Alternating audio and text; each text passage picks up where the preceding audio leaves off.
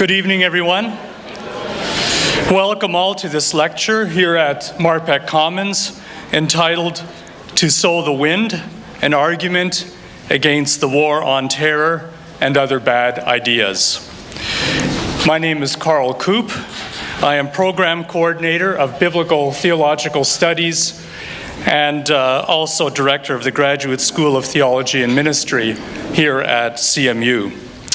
It is good to see you. It's good to see students. It's good to see the CMU community here. Many people from the public, from far and wide. Thank you for coming. Welcome, all of you. Why argue against the war on terror? We are living in a time of much conflict. In such a time as this, is not a war on terror justifiable, especially when we are confronted with absolutely horrific images of children or Coptic Christians being slaughtered indiscriminately? Christians in the peace tradition will wrestle with how best to respond to violence, and the answers and solutions will not come easily. However, for those in the just war tradition, answers and solutions will also not come easily, and they will not come in a straightforward manner. The intention of the just war tradition was designed to place strict restraints upon the use of force.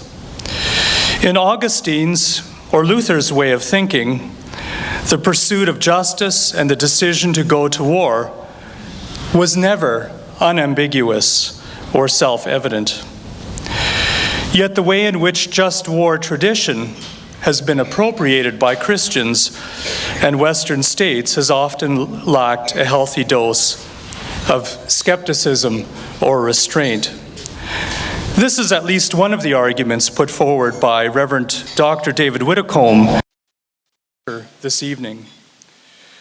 We are delighted that he is willing to engage with the CM community and delighted that he is here to engage the wider public.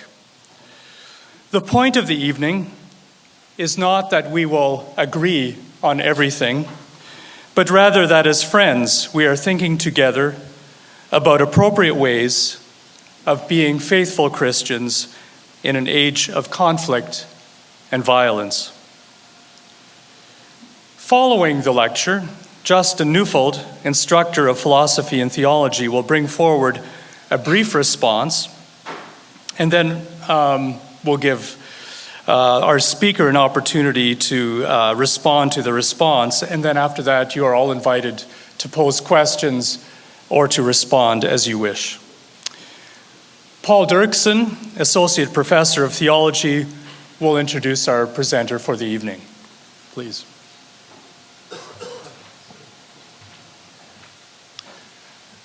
Good evening. I'm just delighted to introduce and welcome Reverend Dr. Widdicombe to the CMU campus and to our community tonight. Reverend Widdicombe is the rector of St. Margaret's Anglican Church here in Winnipeg, a parish that is very well known for its passionate and thoughtful Christian presence and ministry here, the vision for which has generated, at least to some degree, a significant degree, by David's work and thought. He received a BA in philosophy at U of M here in Winnipeg, Master of Divinity at the Vancouver School of Theology, and his D.Phil from Oxford University. As many of you will know, St. Margaret's and Mennonites are no strangers to each other. In an oft-repeated line, St. Margaret's is sometimes described as the fastest-growing Mennonite church in Winnipeg, a line that is sometimes delivered affectionately and sometimes wistfully. This dynamic, that is to say, a Mennonite being drawn to an Anglican church, actually has a name now. It's the moniker of a high church Mennonite. And if you want to read Dr. Widdicombe's reflections on this, I refer you to his article in the March 5th, 2007 issue of Canadian Mennonite. Indeed, Susie Fisher has written an MA thesis at McMaster University entitled High Church Mennonites, the Relationship Between Religion and Ethnicity Among Manitoba Mennonites at an Anglican Church.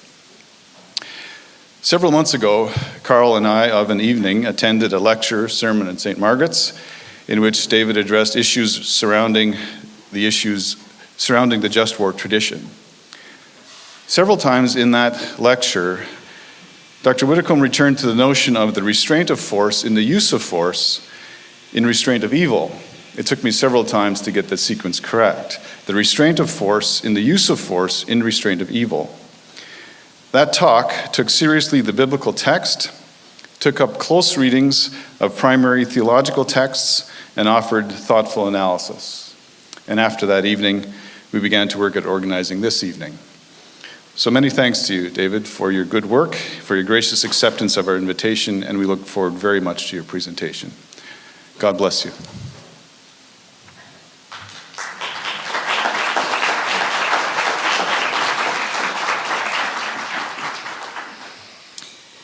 Thank you very much for the invitation to be here. I think it is very kind of you to have invited an Anglican preacher to come and speak on this topic. It would have made more sense to me had you invited a Mennonite preacher or an Anglican scholar. To have invited an Anglican preacher seems to me to be, I think it was very kind, but we'll see how the question period goes. I believe I have something in this paper to offend just about everyone. So I hope this turns out to be an equal opportunity evening. To sow the wind, an argument against the war on terror. On the 12th of February 2010, near a small village in southeast Afghanistan, Mohammad Daoud Sharabuddin, a high-ranking member of the Afghan Police Intelligence Service, was celebrating the naming of his newborn son. There were 24 guests and 3 musicians at the party. At about 3:30 in the morning, voices were heard outside the compound. Assuming they were Taliban fighters and wanting to assess the threat, Daoud stepped into the courtyard. After an initial burst of gunfire, his 15-year-old son was dead, and he was dying. Within minutes, 4 more people were dead, and another dying. Within hours of the assault, Canadian Brigadier General Eric Tremblay, speaking for the International Security Assistance Force, confirmed that a Taliban attack had occurred outside the village. A patrol of the International Security Assistance Force had stumbled upon the Taliban assault. The international patrol had killed several Taliban insurgents and had taken 8 men into custody and had detained several other women and children while calling in medical support for the wounded. Tremblay noted that the international force continually works with our Afghan partners to fight criminals and terrorists who do not care about the life of civilians.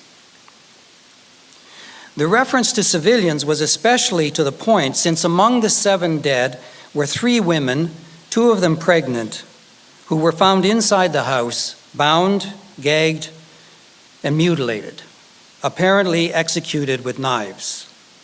A senior U.S. military official informed CNN that the women were probably victims of a traditional honor killing and that their own family members might have been the murderers. To make matters worse, Daoud and the 18-year-old female victim who had not died immediately could both have been saved if the international patrol had chanced upon the scene earlier than in fact it did. But there is a problem with this narrative. The attackers were not the Taliban, and no international patrol had come to the rescue. Members of the elite Joint Special Operations Command had poured sniper fire into the compound that night. They had killed 7 innocent people by mistake. They thought that the guests had included a suicide bomber. The women were mutilated because the American soldiers who had killed them decided to dig the bullets out of their bodies in front of the family and guests so that their weapons could not later be identified. Within 2 days, a United Nations investigation, never publicly released despite weeks in which conveniently adjusted versions of the original story continued to be pushed in the media, stated that the survivors of the raid, quote, suffered from cruel, inhuman, and degrading treatment by being physically assaulted by U.S. and Afghan forces, restrained and forced to stand bare feet for several hours outside in the cold. The report further noted that witnesses alleged that while suffering under this intimidation, the family begged for hours to be allowed to drive the injured to hospital while their two loved ones slowly bled to death before their eyes. The repeatedly promised helicopter arrived much too late to save them. Mohammed Sabir and 6 other men were hooded and shackled that night and taken into custody for 3 days of rough questioning.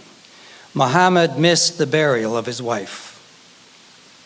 "I wanted to wear a suicide jacket and blow myself up among the Americans," he would later say. Echoing his rage, the family patriarch would tell journalists that Americans were the real terrorists in his country. This reaction is not unusual. Journalists and soldiers repeatedly claim that Western interventionism in Muslim countries recruits far more warriors for extremism than it manages to kill. If you sow the wind, you will reap the whirlwind. Of course, standing alone, this story doesn't prove anything. But it does illustrate something, namely the way in which we all engage in some form of rudimentary just war thinking. We find this story especially distressing. Had Taliban fighters been responsible for the attack, and had 7 of them been killed by a NATO force interrupting the massacre, we might have been angered in a sort of philosophical way about the violence, but we wouldn't have been disgusted and ashamed. We might even have been grateful that young soldiers had been willing to put themselves in harm's way, that innocent lives might be spared humiliating or even horrific deaths. This is because not all killing is the same, even if we think that all killing is wrong. But on what grounds do we make the distinction between the regrettable, the criminal, and the criminally barbaric? Why do we think the word atrocity is a useful word? Why is horrified too small a word to suggest how we feel about a Jordanian pilot who has been taken captive as a prisoner of war, is unarmed and harmless, and is then filmed as he burns alive in public? These distinctions, I think, are grounded in the fact that while the sword may be outside the perfection of Christ, the sword is not outside the providence of God, as St. Paul makes clear in Romans 13. Its use is therefore not indiscriminate. The sword puts to death the wicked and guards and protects the good, to borrow language from the Schleitheim Confession. If, on the contrary, the sword is used to protect the wicked and to punish and to put to death the good, as it often is, it has itself become the evil that ought to be restrained, punished, or put to death. This distinction between the right and the wrong use of the sword is a part of the Christian witness to the secular magistrate. The purpose of this lecture this evening is to identify one approach that a society, and churches more especially, might find helpful in thinking about this distinction. As already noted, the usual way to do this is by reference to the just war tradition. Nicholas Renger, the head of the School of International Relations at the University of St. Andrews, however, has recently argued that whereas traditionally the theory was used to limit the scope of justification for and to put restraints upon the use of coercive force, in the modern period, this tradition has been used to broaden the justifying scope of the grounds for supposedly legitimate force. And this leaves us too often at the mercy of the experts who assure us that any given proposal for war meets the relevant criteria. Our intentions are good. Coercive force is the only option. We will prevail, and the world will be safe for democracy. It's a checklist, check, check, check, check, and so we go to war. What I propose to do tonight is to make some suggestions about how we might use the theory to deepen the public debate about the use of coercive force by employing the just war tradition in its restraining rather than in its justifying modality. How shall we use it as a drag on our willingness to go to war rather than as a justificatory spur? For as a spur, it seems irrelevant, giving us warrant to do what we already knew we were going to do without the frustration of prolonged deliberation. For our purposes tonight, I propose to use a reformulation of the concept, namely, that the just war tradition in its Christian expression pertains to the restraint of force, in the use of force in restraint of evil. The key word here is restraint, which appears twice in my formulation, and the formulation itself comprises 3 elements. I'll try to keep these straight for you as I go through the lecture.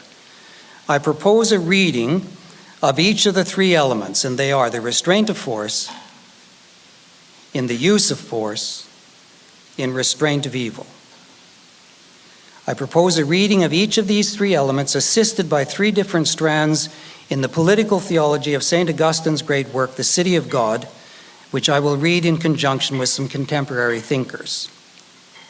Thus we will first apply a dose of Augustinian skepticism to the general concept of the use of force in human society. Secondly, we will examine the meaning of the restraint of evil from the perspective of Augustinian realism. Thirdly, we will examine the meaning of the restraint of force from the perspective of Augustinian idealism. First, then, Augustinian skepticism and the general use of force. Augustine believes that the governing authorities must use the sword in restraining evil and protecting the innocent. But he is preoccupied almost to the point of distraction with the abuse to which the use of this power is put. This Augustinian hermeneutic of suspicion comes so close to outright cynicism and is at times so bitterly sarcastic that it is difficult to see how it could ever lead to anything other than a withdrawal from the responsibilities of leadership. Nonetheless, this skepticism needs to be taken seriously. It has theopolitical consequences, and so we will explore it in more depth now. Augustine writes, "This is characteristic of the earthly city, to worship a god or gods with whose help it might reign in victory and earthly peace, not from love of caring for others, but rather from lust to exercise dominion over them." This is one of Augustine's most famous expressions of political suspicion, but there are plenty of others. "Remove justice then, and what are kingdoms but large gangs of robbers?" he asks, and goes on to relate a famous story about Alexander the Great. When the great emperor demanded of a captured pirate what he meant by infesting the sea, the man defiantly replied that he meant no more than the king himself in infesting the world. "If you own a small ship, you are a robber. If a great fleet, you are an emperor," the pirate declared. Augustine thought this reply both witty and true. Augustine's point is that we must not equate any political entity or form of government with the kingdom of God, not even where those governments call themselves Christian. Rome, even converted Rome, is Rome nonetheless, and its rulers, even its Christian rulers, operate in the opaque world of tragic necessity. Showing us how tragic the necessity was, Augustine takes us on an exhaustive tour of the Roman wars. He laments the slaughter and futility of war, its brutality, stupidity, ineffectiveness, and its obscene glorification. He details atrocity after atrocity committed against women, unarmed soldiers, and whole city populations. War, he says, is a great crime. Take almost any page of the City of God, and you come across passages like these. Why are the words honor and victory held out to me as an excuse?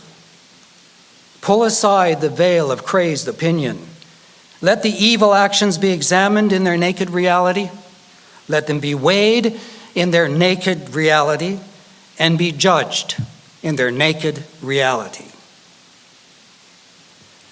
The lust for dominion roils and consumes the human race with great evils, he says. Let the covering of deceit and the whitewash of deception be stripped away so that these things can be given an honest examination. Why boast of empire, he says, when it requires that the spilling of blood and dark shadow of fear becomes a never-ending reality?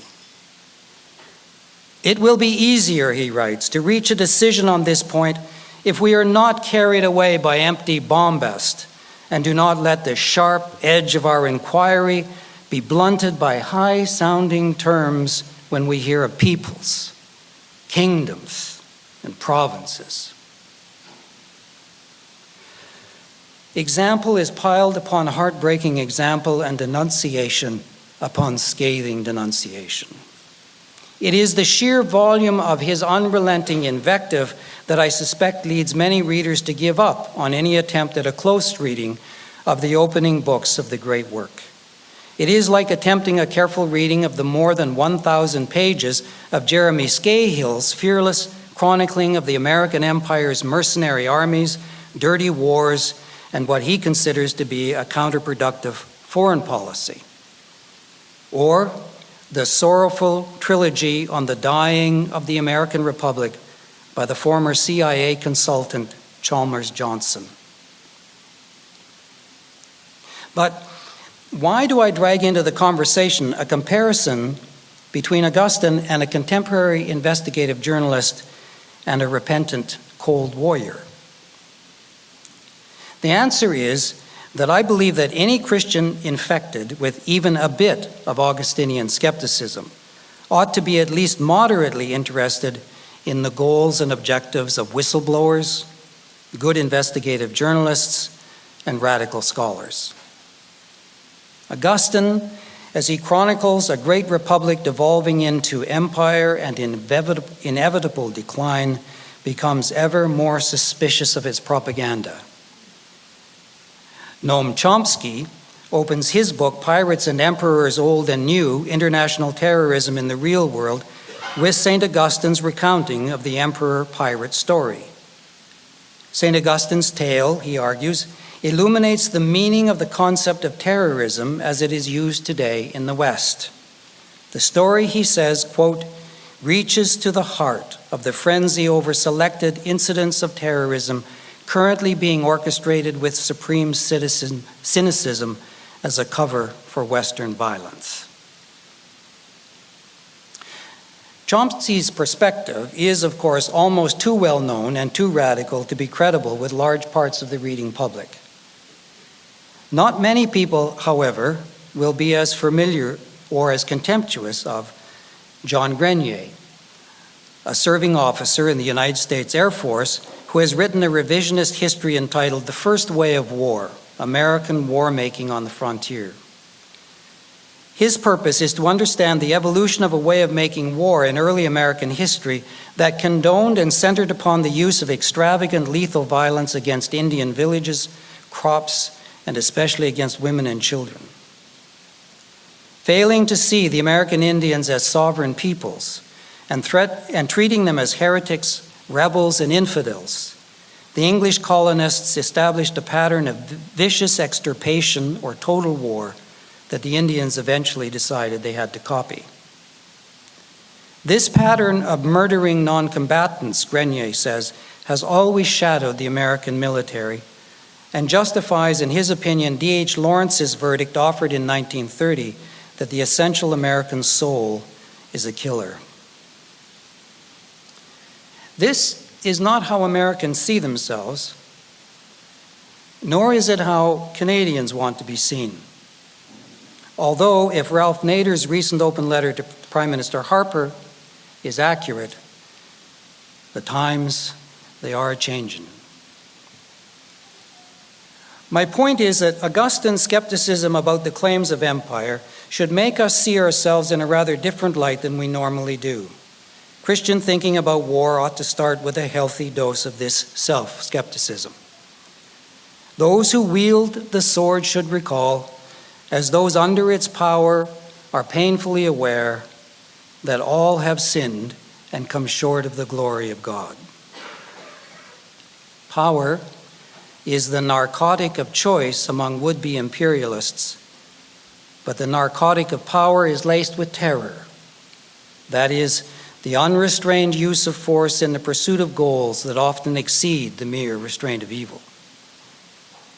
So let us turn to the restraint of evil and Augustinian realism. You remember the formula is the restraint of force in the use of force in the restraint of evil. So now I am turning to that third element in the formulation, the restraint of evil, and I'm going to relate it to Augustinian realism. St. Augustine, as most of us know, did not advocate a withdrawal from society, despite his skepticism. The claims of human society impose a duty upon us it is unthinkable to ignore, he says. The tragic necessity of leadership in the city of man is just that, tragic and necessary. Now, whether we think of this leadership as something the Christian ought to take up, as Augustine argues, or something the Christian is permitted to take up, as Pilgrim Marpeck appears to have taught, it is in any event something to which the Christian needs to have paid careful attention. As James Reimer has argued, Marpeck calls for a critical participation in civil authority. Participation obviously requires of us something more than a disengaged cynicism. But equally obviously, if an Augustinian skepticism is the place from which we set out, then that participation cannot but be critical. So what does critical mean? I am suggesting that it means taking a good look at Augustinian realism with respect to the restraint of evil. For to have named the purpose of the use of coercive force in human society as the restraint of evil is already to have settled upon a narrow interpretation of the just war interpretation. The goal of the use of force is not the spreading of freedom, equality, and fraternity, nor has it anything to do with capitalism, nor with any other value system. The use of force is for the restraint of evil and the protection of the innocent, and nothing more idealistic than that. The Augustinian realist can understand why a Muslim would send a postcard to a friend in the United States that reads, "Beware of Americans, they may bring democracy to your country." As a tool for thinking about the war on terror, I am suggesting that we at least listen to the wisdom of those Augustinian realists who argue against expanding the justifying scope of the tradition. While I think that writers on the radical left like Chomsky and Scahill can give us insight into the full theopolitical range and relevance of Augustine skepticism, there is a group of Christian realist thinkers, some of them quite conservative, some of them, in fact, American Republicans with military credentials, who can help us understand Augustine's realism. They are skeptical of what we might call armed humanitarians, or do-gooders with drones, and neoconservatives hot in pursuit of an evangelical revolutionary empire. Their argument that the American Republic, since the end of the Second World War, has turned into an empire, and has, since the fall of the Soviet Union, turned into a failing and therefore immorally aggressive empire, maps fairly directly, in my view, onto Augustine's argument that Rome's decline began with the fall of Carthage. Augustine notes that there was at least one unusually sagacious Roman leader who thought that from a balance of power perspective, it was in Rome's best interest to let Carthage survive. He may have thought, and Augustine may have thought, that a bipolar system of power sharing was more stable than the alternatives. But with its traditional North African enemy out of the way, Rome entered upon a brutal quest for dominion through continuous wars. Wars carried out at the expense of the smaller kingdoms that Augustine believed were much better positioned to pursue true human flourishing than empire could ever hope to be. Empires have the bad habit, he postulates, of, quote, provoking by deliberate aggression peaceful neighbors who are doing them no harm for the sole purpose of extending their dominion. These continuous imperial wars were also at the expense of equitable and moderate laws inside the empire, and led, according to Augustine, to the double burden of taxation and military service. In the absence of a credible external threat, Augustine believes the great hegemon, drunk on its own seeming prosperity, began to tear itself apart. He would have been appalled to hear a senior Bush administration official astound a journalist with the hubristic remark, "We're an empire now, and when we act, we create our own reality." Yet, the American realist thinkers I have in mind take Augustine's argument a stage further. Whereas empires used to be thought of as inherently conservative realities, interested in a stable balance of power, America, they argue, is a destabilizing hegemon with a messiah complex and an insatiable need to be loved, making it a dangerous friend and an unpredictable enemy.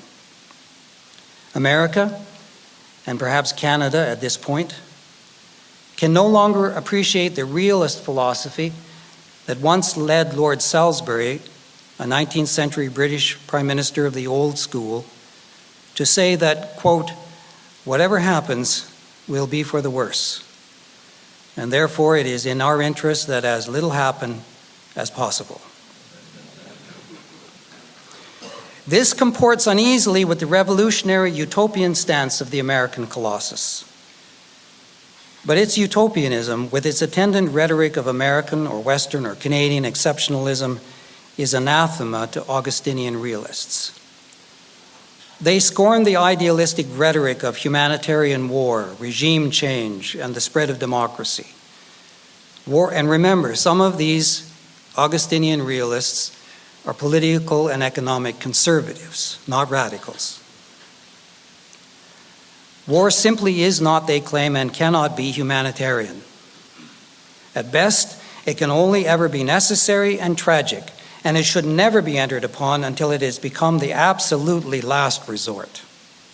Furthermore, whatever it spreads, it is very unlikely to be the democracy that its very militarism begins to undermine at home.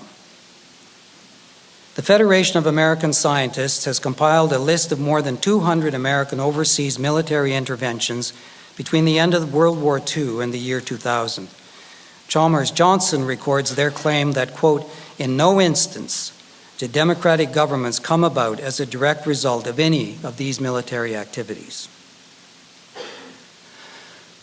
Perhaps I can most easily convey a sense of the realists' philosophy and anxiety by referencing an article in the London Review of Books by Jackson Lears, an intellectual historian at Rutgers, who has taken a dim view of Hillary Clinton's version of American exceptionalism in her book Hard Choices. Clinton wrote her book, she says, quote, "for anyone anywhere who wonders whether the U.S. still has what it takes to lead." The U.S., Clinton insists, remains, quote, "the indispensable nation." Clinton and her followers believe that, quote, "America's values are the greatest source of strength and security for the world." According to Lears, they find it hard to believe that other actors in the international arena might have their own legitimate interests and different values that realistically have to be respected. Rather, for both neoliberal and neoconservative idealists, progress towards democracy is inevitable, and the West has a mission to nudge it along. Clinton wants to be on the side of what she calls the right side of history. But this is a providentialist teleology that realists believe is just so much nonsense. What Clinton calls, quote, "a global economy of free and fair, open and transparent trade and investment, with clear rules of the road that would benefit everyone," sounds to the realist like wishful thinking, and it inclines Lears to note that, quote, "Clinton's utopian faith depends upon fantasies of a reified technology unmoored from class and power relations and operating autonomously as a global force for good." Who benefits? Everyone does, according to Clinton. But as you may know, that question about who benefits was originally intended to be a question of skepticism. And St. Augustine would have used it that way. And who exactly benefits is the way he would have put it. But according to Hillary Clinton, everyone benefits. In her irrepressible, forward-looking way, Clinton avers that, quote, violent extremism is bound up with nearly all of today's complex global problems. That is an argument, she says, for America to be engaged in the hardest places with the toughest challenges around the world. Or not. As Lears opines, the pursuit of violent extremism provides an open-ended excuse for global military intervention. Over against this neoliberal or idealist creed of Western exceptionalism, we might recall these words of George Kennan, the conservative-minded Cold War diplomat, a Presbyterian with a firm grasp on Augustinian principles, at least as firm a grasp on Augustinian principles as he had on the theory of containment for the Soviets. He wrote, "I should make it clear that I'm wholly and emphatically rejecting any and all messianic concepts of America's role in the world. Rejecting, that is, an image of ourselves as teachers and redeemers to the rest of humanity, the prattle about manifest destiny or the American century. We are, for the love of God, only human beings, the bearers of all the usual human frailties. There has been no divine hand upon America," he went on to say. "Any qualities setting America off from the rest of the world should have been, quote, the virtues of modesty and humility, and of these we have never exhibited any exceptional abundance."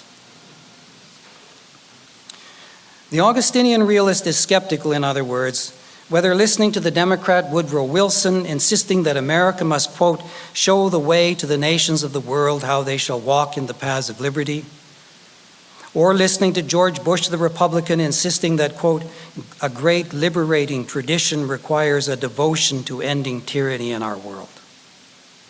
These high-blown phrases merely mean to the realist that the imperial ambitions of America require a matching ideology to justifying the waging of war where and when it sees fit. We might recall that it was the above-mentioned Woodrow Wilson who also said that state power was to be used to create, quote, the world as a market, and then went on to say, the doors of the nations which are closed must be battered down, even if the sovereignty of unwilling nations be outraged in the process. Well, the unwilling nations are indeed outraged. Before the Iraq War began, realists were arguing that inadvertently laying the groundwork for a culture war between Islam and the West would be disastrous for the West.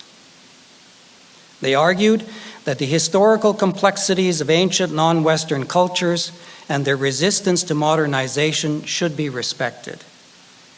These, they argued, are formidable realities that will persist even in the face of superior Western military power. My point in this second section of the talk has been that when it comes to making a decision to go to war, Christians ought at least to listen to those Augustinian realists who remind us that self-righteousness in international affairs is a dangerous trait, and that Augustine's analysis of the decline of empire is something to which we ought to pay careful attention. As Emerson put it, manifest destiny, freedom, democracy. Fine names for an ugly thing.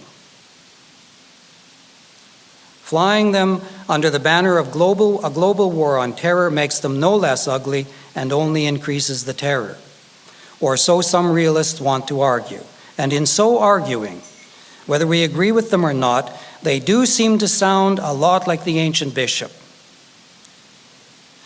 But now, let's turn to our final point. What about the idealist Augustine and the restraint of force in the use of force in the restraint of evil? Noam Chomsky has written an essay on Reinhold Niebuhr, America's most influential Christian political realist, entitled The Divine License to Kill. He might have a point. Possibly not about Niebuhr, but about some people at least. Bomb them back to the Stone Age, we hear it said. You are a realist if you claim this is necessary, a Christian if you claim that it is also tragic. You see, the problem with realists is that while it may be difficult to get them to go to war, it is sometimes difficult to control their fury once they do. This tendency is exacerbated in democracies where elected governments secure popular support for counterterrorism campaigns by demonizing the enemy. Terrorism, after all, is designed to elicit emotional overreactions. Consequently, realists in a democracy may collude with a war-reluctant population in turning war deterrents into war accelerators when terror strikes. They must be stopped, we say, by any means necessary. In other words, we will not go to war until it is too late. And when we do, we will kill them all in order to get it over with as quickly as possible. Christian idealists, and I think on this end of the formula, the restraint of force is where we want to listen to the idealists and not to the realists. Christian Augustinian idealists argue that we are morally obliged to place restraints upon our use of force in the restraint of evil. What is right in war matters as much as whether it is right to go to war.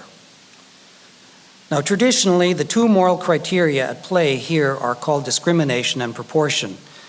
They prohibit the fighting of terror with terror. But I don't propose to look directly at those principles in this lecture. In the present context, where the Islamic State, for example, is making it so horrifyingly easy for us to demonize them, I want to suggest that we should resist a military overreaction based on vilification or fear. Even as we remain open to using the most severely punitive measures we can manage in an effort to contain terror organizations, we have to remember that terrorism is a tactic with several possible strategic objectives, and we need to address each of those objectives. Terrorists may intend to provoke a state into a self-defeating external overreaction. The militarization of counterterrorism may be their goal, and if it is, why should it be ours? Polarizing a population by forcing the state into repressive internal measures could be another tactic. Or they may want to mobilize and inspire their own supporters. Each of these objectives is rational. Each intends to leverage a small use of force into large adjustments in the behavior of their enemy. I believe that an Augustinian idealism can help us to think about this theologically. Augustine records that there were periods of peace in Roman history. But he says that doesn't mean there was an absence of provocation to meet arms with force of arms. Rather, he argues, quote, whatever means the Roman Empire used to pacify her enemies without defeating them in battle or terrifying them with threats of war, are means she might always have put to use. And so Rome might always have reigned in peace and kept the gates of Janus closed. In other words, Augustine does not believe that the militarization of counterterrorism is always the best policy. Military overreaction is one of the terrorist goals and therefore should not be one of ours. It is often counterproductive as it ignores the necessity for a multiplicity of long-term approaches to terrorism designed to capitalize on terrorism's inherently repulsive nature. Wise governments can find ways to work with the grain of the moral, rational universe in nudging terrorist groups along the path toward their eventual collapse. For a terrorist organization tends to have a relatively short lifespan. On average, 8 years, although there are obvious exceptions that appear to go on forever. The good news, writes Audrey Cronin in her book on terrorism, is that terrorism virtually always fails, as long as policymakers are wise enough to avoid ceding power to this treacherous use of force. So what means of pacification might be available? To help answer this question, I want to bring Jonathan Powell into the conversation we are having with Bishop Augustine. Powell was Tony Blair's chief of staff and principal British negotiator in the Northern Ireland peace process. An optimistic idealist, if there ever was one, Powell oddly warns us that we have to, quote, escape the prison of the idealized Augustinian universe and to describe things as they are rather than as we wish them to be. Well, I think that that's a disagreement between Powell and Augustine that we can work around. Powell shares with Augustine far more than he may think he does. As we speak, Powell is bogged down in a terrorist crisis in Libya, next door to the Algeria, where Augustine had his own terrorists to deal with. And it will almost certainly make Powell, as it made Augustine, more realistic about violent extremism. Powell is now warning that the political chaos in Libya could easily spread to Europe and even Britain, and that there may not be time for the kind of negotiations he is so passionate about. Still, despite Powell's growing realism, it is the idealist Powell and the idealist Augustine that I want to bring into conversation. Jonathan Powell's book is called Talking to Terrorists: How to End Armed Conflicts, and it has something Augustinian to teach us. He appeals to the U.S. Army Marine Corps Manual on Counterinsurgency to make his case that insurgents, while they cannot be brought to the negotiating table without coercive force, can never be defeated by coercive force alone. Furthermore, he believes that measured coercive force can indeed bring insurgents to the table because they are inherently rational actors. Powell points to several studies that show that terrorists in the main are not psychopathic. They are neither insane nor simply and uniformly amoral. Rather, they have a rational set of objectives, and we need to know what those objectives are. Either to deny them those objectives on the battlefield or to discuss them at the table. If, however, we create the impression that we view the enemy as nothing but purely evil and psychotic, and if we convince them that we will never talk, we have removed any incentive for a change in behavior and any grounds for discussion. This puts us in the situation that Bishop George Bell claimed we were in at the end of the Second World War. In the House of Lords, he made a famous speech in which he said to the government that he had received letters from friends in Germany begging the Allies to enter into negotiations with Germany. And he said, if you continue obliteration bombing, if you continue your firebombing of German cities, these moderate Christian Germans will be forced to take the side of the Nazis because they believe that our intention is to slaughter them all. Sunni Muslims have this problem at the moment with the Shia government in Baghdad. What's the point of talking? There's no one to talk to. They simply intend to kill us.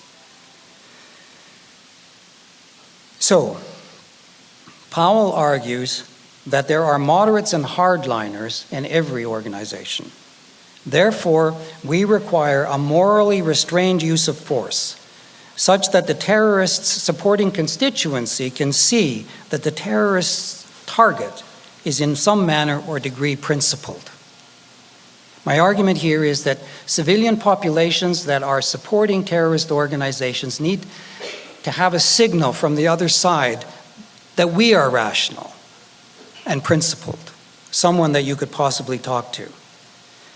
In that situation, then, the use of force has the chance of being harshly punitive in military terms toward the doctrinaire without closing the door of peace in the face of moderates and their civilian supporters. But are terrorists really rational? Augustine thinks so, and on theological grounds. All human beings, he says, seek peace.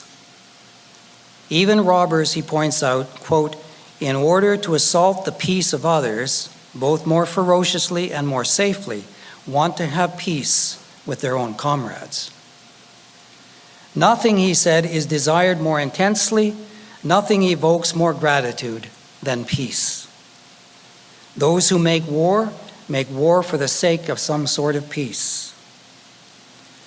As the drumbeat of war in the West invites us to divide the world into good and evil, either you are with us or you are with the terrorists, was George Bush's Manichaean slogan. Augustine offers counsel to the contrary. Certainly, he says, there are those who love an unjust peace.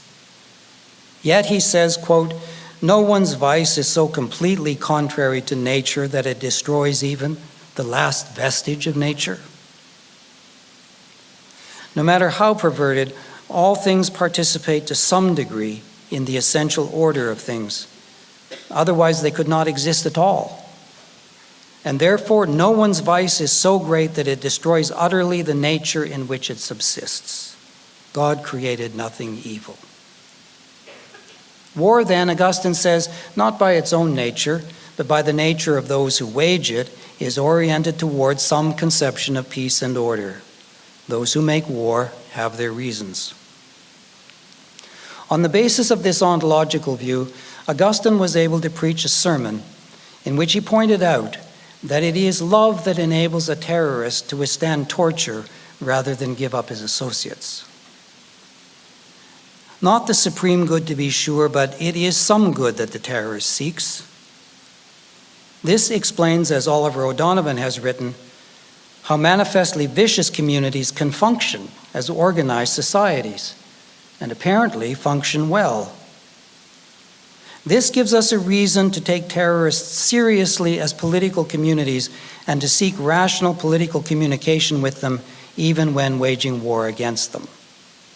The Islamic State, for example, can pave the roads and collect the garbage. It can even collect taxes. That is to say, it can ward off the debilitating chaos of anarchy. Now, this does not entail any moral relativism. Augustine teaches that the better the objects of its love, the better the people, and the worse the objects of its love, the worse the people. But in the case both of the better and the worse, there are common objects of love, and around this love, and here I think we come upon an absolutely critical piece of Augustinian advice. But in the case of both the better and the worse, there are common objects of love, and around this love, and I quote, there remains some sort of assembled multitude of rational creatures.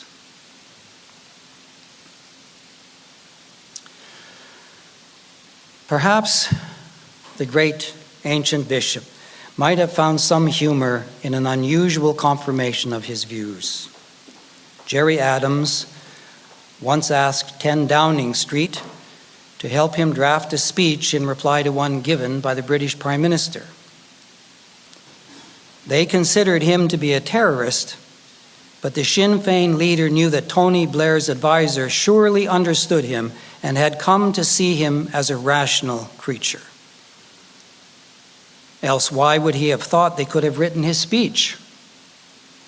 What he was saying, in effect, to the British Prime Minister's office was, and they had given him a copy of the British Prime Minister's speech before he ever delivered it so that he could study it. And so he phoned them up and he said, given what the British Prime Minister has said, what do you think I would say? What would you say if you were me? And they were able to tell him what they would say if they were him. Now this is why, quoting Seneca in one of his letters, Augustine wrote, he who hates bad men hates all men. They are to be loved, he said, just so that they not continue to be bad. This is a tall order. But if we have learned a skeptical honesty about our own complicity in creating the threats we presently face, if we are determined to confine our goals in war to the restraint of evil and not to the remaking of the Islamic world in our own image, then perhaps we shall have come to a place where we understand that moral and prudential restraint in the use of force is a key element in the effective long-term and multifaceted approach to the containment of terrorism.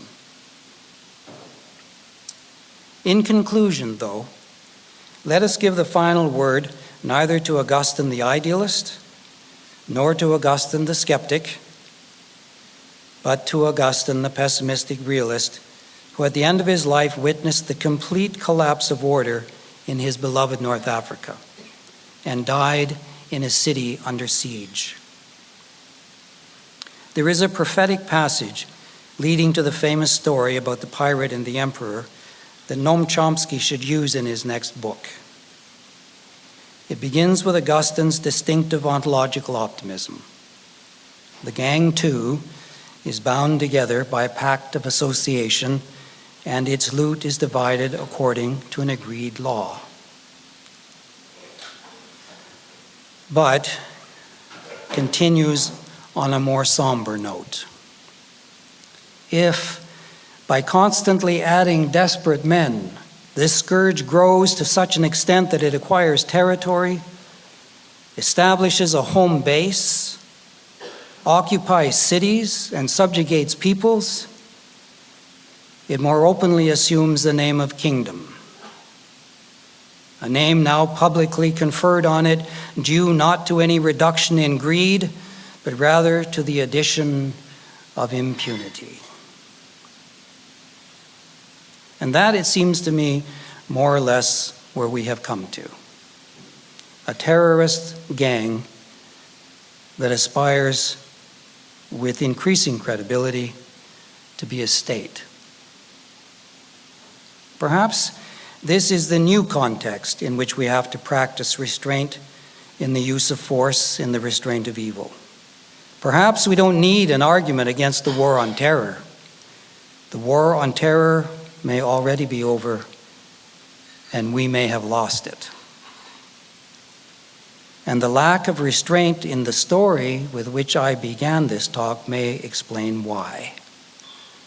We sowed the wind, now we reap the whirlwind. Thank you.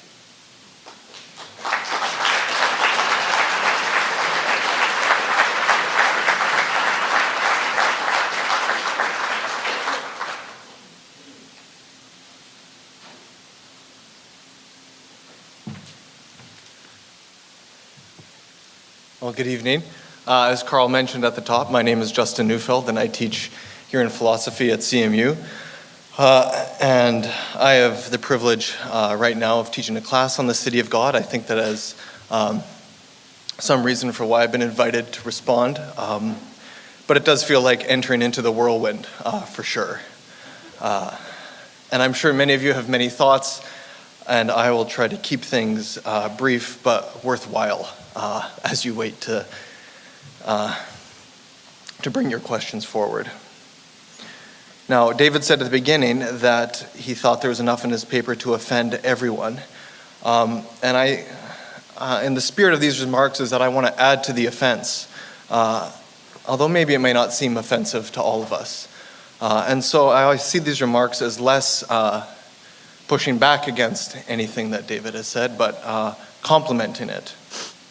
And through one route, we've heard the introduction of Augustinian skepticism, Augustinian realism, and Augustinian idealism, and I want to set my remarks within the context of Augustinian realism, recognizing, though, that everything is connected and it all wanders about, and I trust you noticed that in the talk. I appreciated in your talk, David, that you tie realism to the restraint of evil and the protection of the innocent and nothing more than that, you said. It's not tied to the spread of freedom, equality, and fraternity. It's not pursuing humanitarian aims. It's not even pursuing justice. An odd thing to say on behalf of the just war theory. But I think it's a worthwhile thing. I think those of us in the Anabaptist tradition have heard realism often as a bully term. It's a bully term that's a cover for self-righteousness, for ambition, for impatience, for fear, for hatred, conservatism, and so on. Come on, get real. Be a realist. You have your head in the sand. And we distaste it because we sense there's mischief going on behind it. And I think your talk is helpful in avoiding the mischief. So I appreciate that. But I want to say more about what I think Augustine's Christian realism is, and I may not be wrong. There's many Augustines that there are readers of Augustine. But as I see it, Augustine's realism is firmly committed to a rejection of distance wherever we find it. In particular, it's totally committed to a rejection of distance between God and humanity. Augustine thinks the human heart is invested in distance between ourselves and God, and it finds political means to achieve that distance, and it finds philosophical means for that distance. And when I read The City of God, I tend to see it as Augustine chipping away at all the things that we do to set between ourselves and God. But first I want to note that there are many good reasons for distance, and I'll just name some that we're familiar with. We're on a very old Earth that's 4.5 billion years old. And if 4.5 billion sounds like a lot, we are in one galaxy of amongst, it seems, 100 billion galaxies the mind cannot comprehend. Also, we know the impermanence of this Earth. Species come and species go. Nothing lasts, including your own life, which is a blip in this massive scale of time and this massive scale of space. Distance is everywhere. And then we see at the beginning of the talk the terrible example that David began with of these horrible crimes committed by American soldiers in Afghanistan. Here too, it seems, we have distance. What good does God do in that situation, I think, is a good question to ask. Right? We can find explanations without God quite comfortably. Why do bad things happen? Well, there's earthquakes and volcanoes, and if people live in certain places, certain things are going to happen. But the earthquakes and volcanoes aren't bad in themselves. They serve a purpose. Why do people kill? Well, humans are driven by greed and selfishness, ambition, fear. Stuff happens. I can live with those explanations. But if you tell me that a God weds supreme power with supreme goodness, whose face is turned kindly on this situation, that seems just as ugly as the American actions. Because the American actions are supposed to be the kind and the gentle face, not the face of terror. And when you tell someone to be of good comfort, there's a God of infinite power and infinite goodness whose face is turned towards you in a situation. This is agony, I think, not help, we may think. The distance increases, it doesn't shorten. The why questions grow and they become suffocating. So why not just live under the sun? Right? Why not just say, forget it? Distance is everywhere. Time, distance of evil, and so on. Well, Augustine wants to say, so better to live under the sun, accept my finitude, accept yours, respect your life, you respect mine, we'll live together in the time that we have, and then we just move off the scene. Isn't that a better realist counsel? But the problem is, Augustine says again and again in The City of God, that no one ever lives under the sun. It's never happened. It's not enough. Humans want to discover, we want to enjoy, we want to create traditions and ties and communities, we want to feel and be felt and not be forgotten.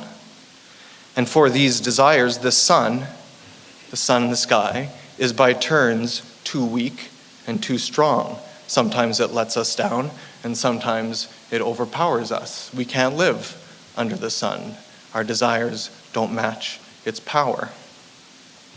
And so under the sun, we are at war with death, Augustine says. Great courage can be displayed in this confrontation, but much else too, including the love of power, the love of force, the love of glory, and the love of self. The Romans gave themselves over to the worship of gods who were only too happy to pitch in when human and solar power were not enough.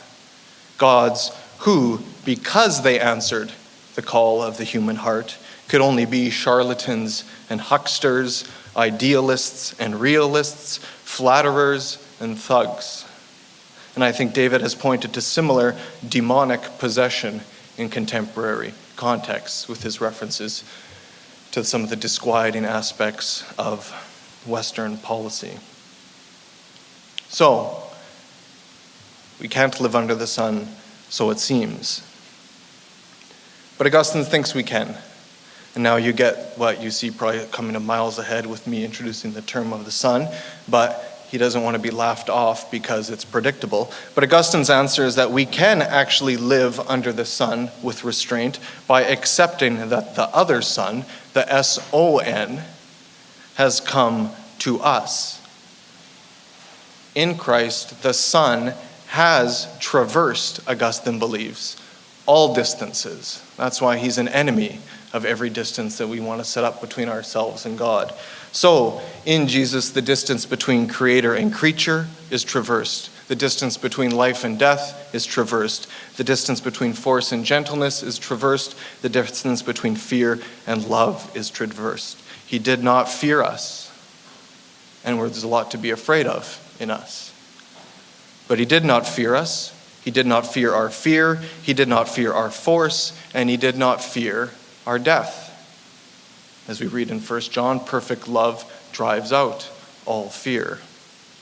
He is our way, Augustine says, and our end. He is both our path and our destination. So, if you read The City of God and pick it up, you find at the very beginning, Augustine recounts scenes from the sack of Rome that could be taken right out of Afghanistan, Iraq, Syria, and Libya. He's seen it. The atrocities that he lists at the beginning of the book are terrible. And what does he do? He quotes Romans 8:28 in response of these. We know that all things work together for good to them that love God.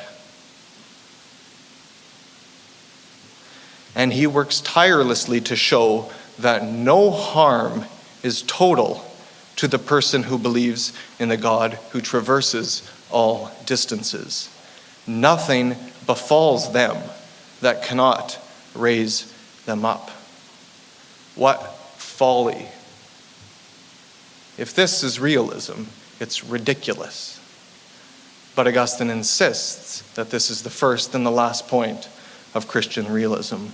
We may or may not want to complain about Augustine's counsel concerning force, but everyone has good reason to complain about this, I believe, in some moments. It's scandalous, it's foolish, but as I said, Augustine believes it must be our first word and our last. We might say many others, but we must say this. And I'm just going to read a passage where he says something to this effect. If anyone refrains from rebuking and correcting evildoers because he is waiting for a more propitious time, or for fear of making matters worse by doing so, or because he fears that if he does so, others who are weak may be discouraged from living a good and godly life and driven and turned away from the faith, this restraint is clearly occasioned not by greed, but by the counsel of love. It is blameworthy, however, when men who live differently from the wicked and abhor their deeds nonetheless spare the sins of others when they ought to reform and reprove them. It is blameworthy, that is, when they do this for fear of offending persons who might injure them in respect of things which good men may indeed lawfully and innocently use, but which they are using more greedily than they should, given that they are pilgrims in this world, bearing with them the hope of a heavenly country. I'll leave it there.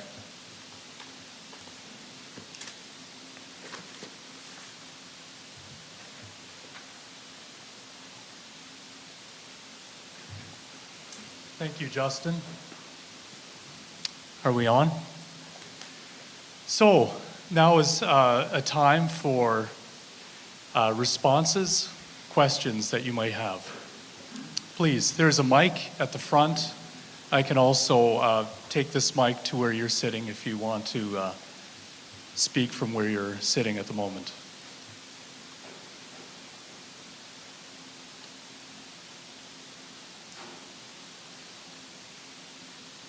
So far, so good. All is well. While you are thinking of a question you might ask, I should say something, I think, about Justin's response, and that is that I thought it was beautiful, and I wish that that was the speech I should have given.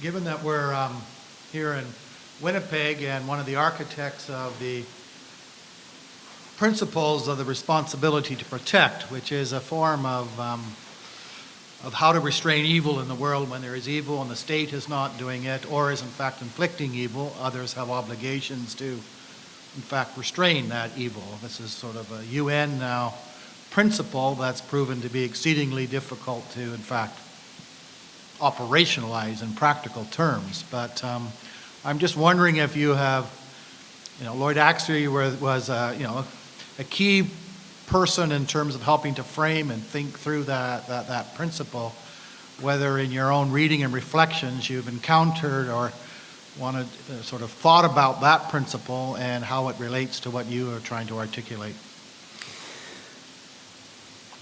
I don't have a final answer to it, but at a minimum, I think that Christians need to live on that subject between the realism carried to an extreme leads to isolationism and a refusal to intervene or participate in humanitarian relief, and the idealist principle that says we do have a duty to protect, and therefore we should get involved. I think that we're going to run into moral difficulty if we entirely ignore either one of those two poles. The interventionist perspective requires much stronger international organizations than I think we have, and that's one reason it's difficult to make this operational. If there is no point in doing these things if they make things worse rather than better. And that's where the realist needs to be listened to. What are our chances of success? Now, but there is another problem with this, and I'm not sure it's that we think about it quite enough, and that is given the track record of the West, are we really the most qualified to lead these interventions? Like, who is going to believe us that we are really there for humanitarian purposes and not for some other political agenda of our own? So again, I think the realist keeps us skeptical and self-critical about ourselves, but I can't say anything more as a final answer other than that we just need to live with the tension of those two perspectives.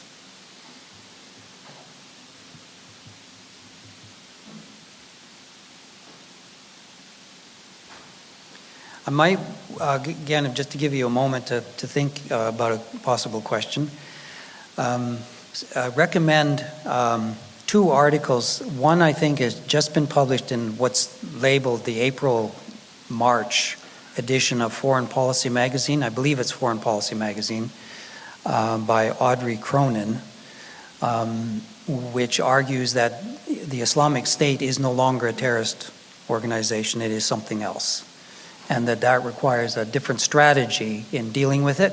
And she believes that this is both bad news and good news. It's worse than we thought, on the one hand. On the other hand, the world has some history of dealing with rogue states, and so that there are things that we can do. And the other article is in the March edition of The Atlantic. I forget the author's name, but he has a very long article on the theology of the Islamic State. And one of the reasons this article is important is because when I say that Augustine says that all political actors are rational, including terrorists, you would read his article and you would think to yourself, well, these people are not rationalists. I mean, these people are crazy. Their theology is crazy. They're apocalyptic. They're waiting for the end of the world. They want to bring a great army from the West. They know exactly where they want that army to appear in Syria because they believe that that's the final battle that will be fought. And furthermore, they believe they will lose it. Which is, from a political point of view, a wonderful position to be in. Because in a sense, you can't lose. They've already predicted they will lose that battle, but nonetheless, there will be a remnant that will be saved and the world will come to an end. And so you could read that article superficially thinking to yourself, there is no point in talking to these people whatsoever. This is absolutely crazy. But the author, if you read him between the lines, what he's saying is, this means their behavior is predictable. Once we know what they believe, we know what they are going to do next. So if it's of any comfort to you, and this is only one analyst, could be wrong, completely wrong, but he claims that the Islamic State does not in fact want to send terrorists back to the West. And the reason is because You cannot be a true Muslim in their view without being physically located within the caliphate. That's where you need to be. And their war is not with America or the West. Their war is with Saudi Arabia and Syria and Turkey, which is bad enough. But his argument, I think, at the end of the day is these people are crazy like a fox. There is a rational logic to what they're doing once you understand their starting point. And it at least makes them predictable. They're not psychotic. Graham Wood. What does ISIS want? The Atlantic. April, March, I think, is the date on them. That's right.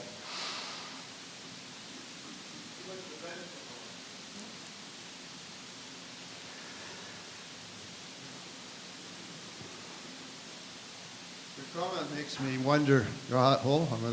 Your comment makes me wonder as to what is the difference between a terrorist and a rebel. And I'm thinking about Castro.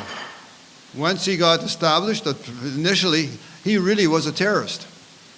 And he was a threat to the West, a big threat. Now, we never called him a terrorist, did we? We called him a rebel. Now, what's the difference? It's dangerous to say that it's dangerous to say that there is no difference. The issue is whether or not you are targeting civilians. And if you're targeting civilians for political purposes, you are a terrorist. Now, agreed, the term terrorist is controversial, and academics get tied up in knots about how it should be defined exactly, but that's more or less how it goes. The targeting of civilian populations for political purposes. Jonathan Powell's point in his book, Talking to Terrorists, is that we always end up talking to the terrorists even though we say that we never do. And again, I think that the background for that is the Augustinian ontological argument. They are rational human beings, creatures of God. So if a terrorist organization has enough civilian support, there isn't any way you're going to defeat it militarily. And you can call it a terrorist or a rebel or whatever you want to call it. So I don't know if I'm addressing your question. I'm disinclined to get into a dispute about Castro. I was just in Cuba, and I don't think it would be polite of me to do that.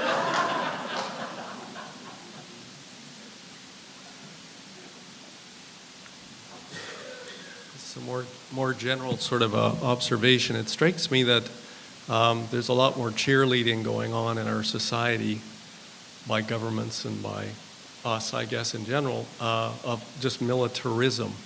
And again, I may be not, it's very subjective, but I don't recall all this when I was a teenager or in university or whatever. Is this something we should be concerned about, and is there an antidote to it, or is that just inevitable? In other words, when the troops are over there, it's sort of obvious that society in general should be waving the flag, but to me it's troubling anyway. So do you have any comments on sort of that cheerleading that we're getting a lot of these days? Yeah. A comment before I answer the question, and that is that one of my strategies in giving talks like this is to try to raise the right questions and not to get trapped into giving answers. But I'm going to give you an answer in a moment. But I think it's worth dwelling on this for a moment, because if you want an answer about Castro or about terrorists or this organization or the growth of militarism, you need to speak to a prophet. Now, some preachers are prophets, but most preachers, I think, are teachers. And their duty or their responsibility and their gift is not, in fact, to make pronouncements, but to make people think. So part of my goal in giving a talk like this is to provide Christian people with the tools they need to have in order to make the conversation deeper. And one of the ways to deepen it is to resist the temptation to speak as if you were an expert. Like, what a great question to ask me, and I have an opinion. My opinion doesn't really matter. That's just one opinion. The point is, can Christian leaders, preachers, lay leaders, professors, business people, can we all work together as a Christian community to make sure that we're asking the right questions and to go and dig deeper to get to the right questions rather than now. Sure, I will answer your question. I'm nostalgic like you are, and I preached a sermon a while ago in which I raised the name of Lester B. Pearson.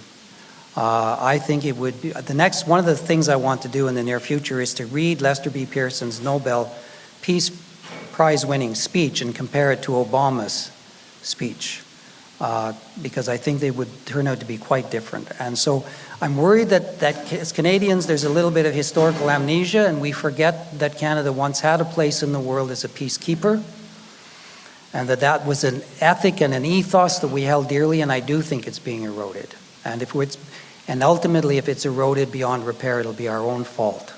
We forgot. I think we should go back and remember. Just want to push you a bit on the idea about who you can and can't talk to, and it has to do with the distinction between reasonable and giving reasons, right? Many of what we refer to as terrorist groups and national liberation movements in the 50s and 60s, the Provisional IRA, the FL, and in Algeria, they were fighting France, states that they thought had taken states away from them. So these groups saw themselves in the mold of Western civilization as states. ISIL, I'm not sure if it fits this same pattern. Mm-hmm. So I'm not sure if you could talk to these other groups because they are of the same sort of Westphalian mind state. I'm not sure that you can transfer that over to this type of group. Yes. So I'm wondering what you'd have to say about that. Yeah, well, first of all, Jonathan Powell argues that you can talk to anybody, and I hope that I made it clear that he is a bit idealistic, and he's been criticized for being too idealistic. And as I pointed out, he's having his hands full at the moment in Libya. He believes first of all, he believes that the crisis in Libya has got nothing to do with, or not directly with the Islamic State. And he believes that in Libya, at least, the people really are much more rational, and they're rational actors partly because they're greedy. It's about money, and that he can understand. But he's admitting that he's got a time constraint on his hands. These negotiation processes take years and years to unfold, and he thinks that he may only have a matter of weeks or months. So he's becoming more realistic. So I also recommend reading Audrey Cronin's book on how terrorism ends. So her argument is that all terrorist organizations eventually end because they carry an enormous burden that's not sustainable over an indefinitely long period of time. And if you can figure out what the end game is, speaking sociologically, for most terrorist groups, you can then begin to plan for that end game, how to get there quicker and to bring it about. So she believes there's a place for negotiation, but there need to be a range of strategies and not simply that one. Now, with respect to ISIS, the problem here, I think, is would anybody have thought to negotiate with Hitler? Presumably not, and presumably he was crazy. However, there was a German resistance movement, and whether rightly or wrongly, they thought that the Allies were not really listening to them, and one of their few friends was Bishop George Bell. And he believed that the English were not listening to them. So that's one issue. Then on the Eastern Front, the Prussian officer corps was anti-Nazi, I think they would be true to say, by and large, and they were involved in the plotting to overthrow Hitler. So read, I think it's Ian Kershaw's book, perhaps, his biography of Hitler, or one of Anthony Beevor's books. But in any case, there are discussions of why the Prussian officer corps found it so difficult to actually bring off a plot against Hitler. Well, first, but the point I'm trying to make is that while they were struggling with this issue, they were simply all being labeled with the same brush. So, for example, in Iraq at the moment, in the Islamic State, we have Sunni tribal leaders who are not necessarily committed to the religious ideology of the leadership. And we have former generals of the Ba'athist Saddam Hussein regime who may not even be religious at all, but they're drunk with power at the moment, and they're absolutely key to what's taking place there. They command the army, and they know what they're doing. They're American trained. Well, those are two groups already that do not necessarily line up with al-Baghdadi and the fundamentalist apocalyptic leadership. So when you talk about the Islamic State or any other terrorist organization, who are you talking about? And what Jonathan Powell wants to say is there are moderates and hardliners. Make sure that you have a strategy to deal with them both. So you bring military pressure to bear on the hardliners, but not so unrestrained that it convinces the moderates that they can't do any business with you. So the Islamic State has all kinds of people in it. And it's just, I think, a bad idea to tar them all with exactly the same brush. Okay, I think we have time for one more question or response. All right. My question is going back to the formula you put forward, the restraint of force, in the use of force in the restraint of evil. My question is, does that have anything to do with non-violence and non-resistance? And if yes, in what way?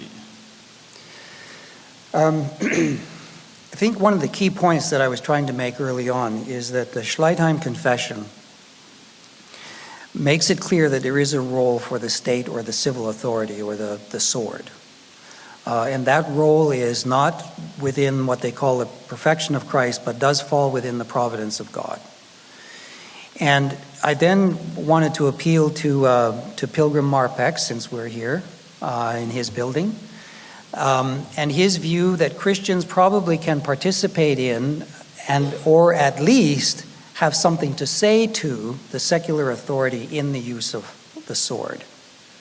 Now, the Schleitheim Confession says one use of the sword is to punish and slay the wicked. So I think that there is a note of realism there about what the state should be allowed to do. But coming then to Augustine, when we read him say that Rome did have periods of peace, and those periods of peace were not periods when there was no outside provocation to go to war. Therefore, Rome must have had some pacifistic methodology, some set of strategies to use in order to prevent going to war even though provoked, and that would include nonviolence and using economic strategies, all kinds of political and social strategies in order to prevent going to war. And then that comes back to the whole realist side of the Augustinian argument, which is you never go to war even if you believe that it's justified. Don't do it unless there is absolutely no other alternative, because you never know what the outcome is going to be. It is dangerous. All right, I think we are going to leave it at that. I was going to ask you about Augustine and the Donatists, but we're out of time for that. So I want to thank... Because I'm worried about that too. It's a problem. Yeah. I want to thank you for coming here, for speaking in a thoughtful way to us, and for giving us an opportunity to engage with you and to reflect on our current situation, and want to thank you so much for being here. Let's give another applause.